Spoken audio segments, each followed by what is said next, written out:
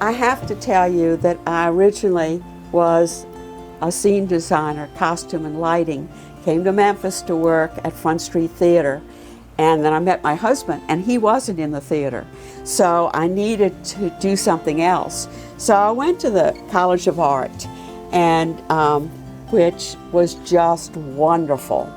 And I became a potter. I spent time there, and then I worked for my master's degree at LSU, and then came back in 1970 and opened my studio.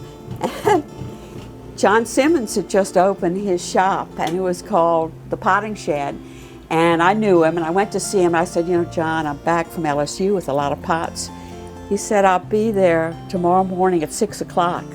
So I laid all my pots out. We were in a rented house in the front garden. He said, I'll take them all.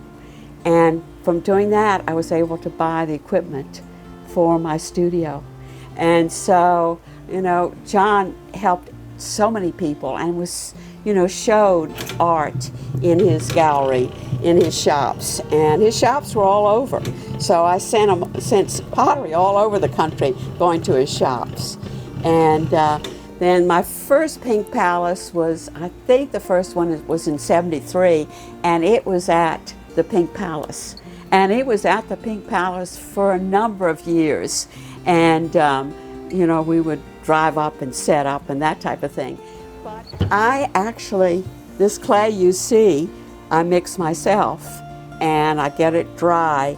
And the old-timey potters did everything. I mean, I don't go dig my clay, which they used to do. I've tried that, but to, sift, get it so it's really usable is hard. And so I mix my clay.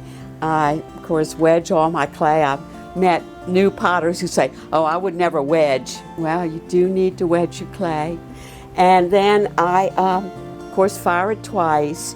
And the second firing is done in a gas kiln, and that I do high-fired stoneware, and that is very unique. I think there may be 2 other potters in Memphis who do the high-fired stoneware, and that is stoneware is a very durable clay. It's fired up to 2,400 degrees. It's right under porcelain. And so when you buy a stoneware piece, you're buying something that's very, very durable, maybe in contrast to a piece that is fired a lot lower. But, it's all the pottery is very nice. And I hope that you'll come out to the crafts fair. You'll just love it, and stop by and see my booth, and so we can have a visit.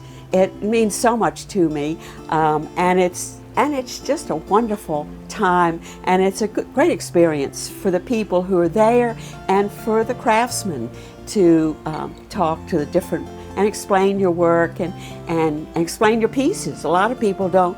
They say, well, what is this used for? And you say, well, that's a chip and dip, and you put your chips around and put your dip, and because it doesn't look like some of the things they'll see that are not handmade. It has just a very different feeling, and the coloring is different, and sometimes the shape is a little different. And I'll have people say, well, how much does it hold? So I have a picture, and which shows how much it'll hold, and I'll dump it in and say, well, holds 2 cups. And, oh, okay, And so, because the shapes are a little different from what you'll see commercially. And so I do hope that you'll come out. I look forward to seeing you.